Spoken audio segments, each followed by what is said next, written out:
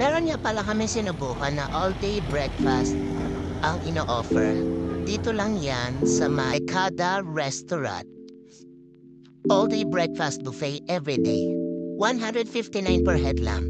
Dito sa 1924 Pedro Hill Street, Santa Ana, Manila. Bago kayo makapasok, kailangan niya muna magbayad ng per head kay ate. And sa second floor nga pala yung pinaka-dining nila. Upon payment, pwede na umakit sa second floor. Ito nga pala yung itsura nila sa pinaka-dining area nila. Medyo makaluma. Pero comfortable naman and naka-aircon.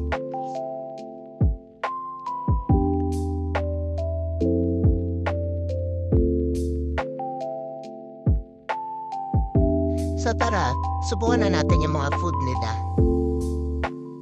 Meron silang plain rice and garlic rice, spaghetti, egg, longganisa, tawilis, adobo, talong, adobong kangkong, bagoong, and steamed okra. Meron din pala silang soup and bulaluyan.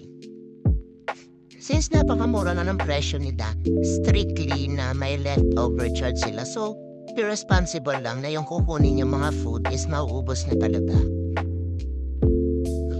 Eto nga pala yung mga kinuha ng eldest daughter ko. So, since first time namin, titikman muna niya yung mga food na naka-offer. Para hindi masayang kung talagang gusto niya, edi pwede naman siya umulit mamaya.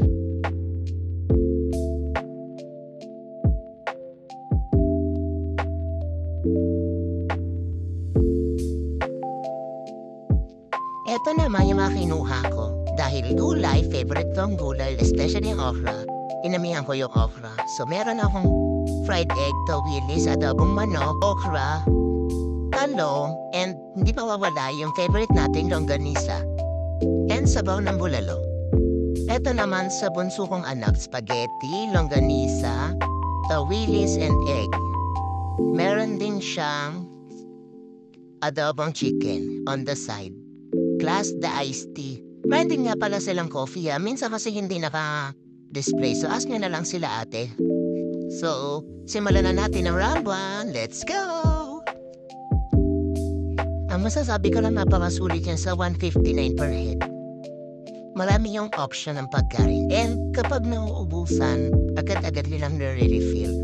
So, hindi nauubos yung pagkain kahit maya-maya yung dating ng mga tao.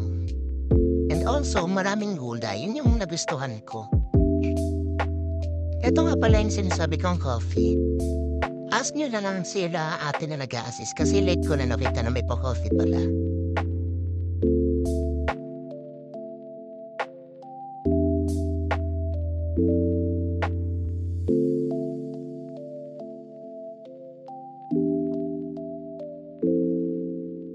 Overall experience is satisfied naman kami, especially the price and yung ambience and yung service. So, uulitin namin uling kumain.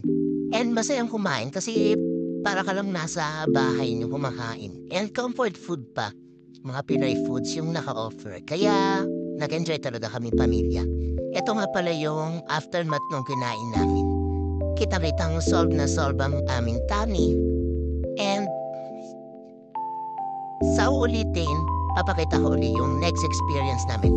Pag Sunday daw, meron silang paletsyon. So, yun ang susubukan namin next time.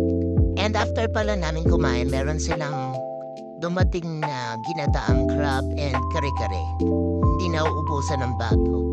Lagi ma-refill. Thank you for watching!